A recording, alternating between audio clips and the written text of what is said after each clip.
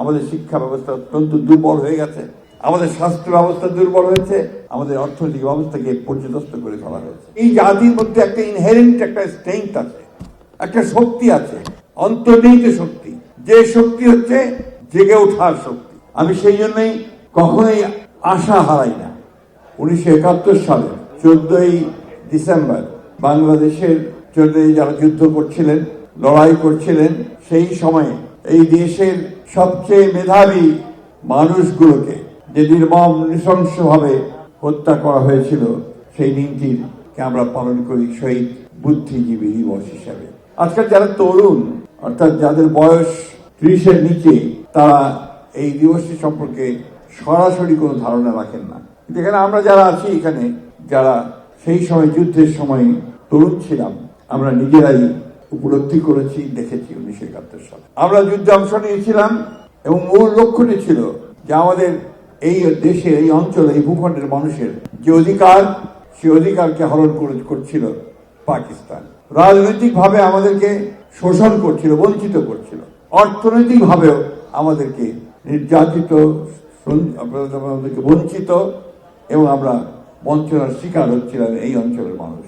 সেই কারণেই দীর্ঘকাল আমরা সংগ্রাম করেছি এবং সবশেষে সেই সংগ্রাম পাকিস্তান রাষ্ট্রের বিরুদ্ধে বিদ্রোহ করে একটা স্বাধীন রাষ্ট্র প্রতিষ্ঠার লড়াই সংগ্রাম আমরা করেছি।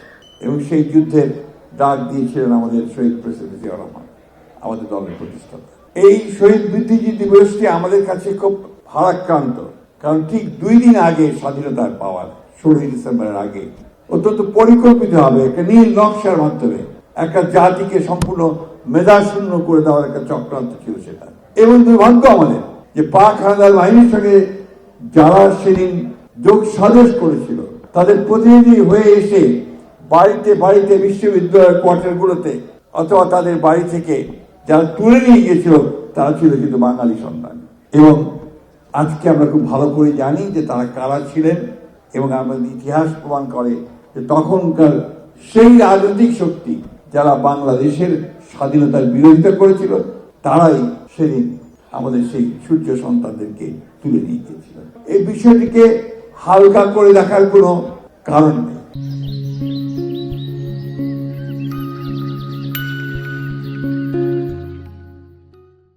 বারবার এই চক্রান্ত, ষড়যন্ত্র হয়েছে, বারবার এই দেশের মানুষের উপরে আঘাত এসেছে, এবং তাদেরকে যেন তারা মেধার ভিত্তিতে জেগে উঠতে না পারে, যেন তারা জ্ঞানে বিজ্ঞানে উপরে উঠতে না পারে, শিক্ষায় দীক্ষায় জাতিকে সামনের দিকে এগিয়ে নিতে না পারে, সেই চেষ্টাটা তখন করা হয়। এবং দুর্ভাগ্যক্রমে বিগত 15-16 বছরে আওয়ামী লীগ শাসন আমলে একই ঘটনা ঘটেছে ভিন্ন অঙ্গিকে।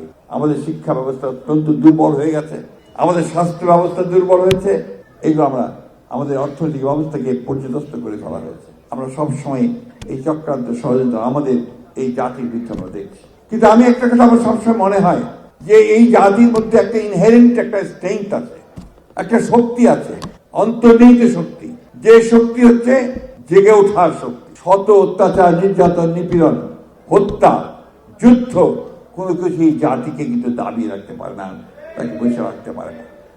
আজকে তার প্রমাণ আমরা দিয়েছি যে বিগত 54 বছরে বারবার আমাদের গণতন্ত্রকে ধ্বংস করা হয়েছে, বারবার আমাদের সম্ভাবনাগুলোকে ধ্বংস করা হয়েছে। তারপরেও এই জাতি তার জনগণের মধ্যে দিয়ে, তার তরুণদেরকে, যুবকদেরকে সঙ্গে নিয়ে জনগণ বারবার রুখে দাঁড়িয়েছে এবং জয়লাভ করেছে। আমি সেই জন্যই কখনোই আশা হারাই না, আমি নিরাশাবাদী হতে পারি না, আমি সবসময় তো আশাবাদী। আজকে একটা এত বড় একটা আফসার হয়েছে, একটা ছাত্র জনতার অভ্যুত্থান হয়েছে। আমরা ভয়াবহ ফ্যাসিস্ট শক্তিকে, যারা 15 বছর এই দেশের মানুষের অত্যাচার, নির্যাতন, নিপীড়ন চালিয়েছে, যারা এই দেশের অর্থনীতিকে ধ্বংস করেছে, রাষ্ট্র ব্যবস্থাকে ধ্বংস করে দিয়েছে, তাদেরকে সরিয়ে দিয়ে আমরা কিন্তু একটা নতুন সম্ভাবনার দ্বার তৈরি করে, একটা নতুন সুযোগ সৃষ্টি হয়েছে। আমরা জানি যে এর মধ্যে অনেক সমস্যা হচ্ছে, যা অন্তর্বর্তীকালীন সরকার আছেন, তাদের অভিজ্ঞতার অভাব বিভিন্ন কারণে ঠিক যেভাবে আমরা আশা করেছিলাম সেইভাবে কিন্তু পারা যায় নাই। কিন্তু আমরা অনেকগুলো কাজও হয়েছে। আমাদের সংস্কার কথা আমরা বলেছিলাম, সেই 2016 সালে আমাদের নেত্রী দেশনেত্রী বেগম খালেদা জিয়া ভিশন 2030 দিয়েছিলেন। তখনই আমরা সংস্কারের আশা মানুষের মধ্যে তুলে ধরেছিলেন। ঠিক একইভাবে 2023 সালে আমরা যারা ফ্যাসিস্টদের বিরুদ্ধে লড়াই সংগ্রাম করছিলাম, তারা সবাই একসাথে হয়ে আমরা 31 দফা কর্মসূচি দিয়েছিলাম। আমাদের নেতা যারা তারেক রহমান সেই 31 দফা কর্মসূচিকে জনগণের কাছে পৌঁছে দেওয়ার জন্য নির্দেশ দিয়েছিলেন, আমরা সেগুলো পৌঁছে দেওয়ার চেষ্টা করেছি। এবং তারই ফলশ্রুতিতে যখন এই পরিবর্তন এসেছে, এখন আমরা মানুষের কাছে গিয়ে নতুন করে একটা বাংলাদেশ গড়ে তুলবার জন্য আমরা কাজ করছি।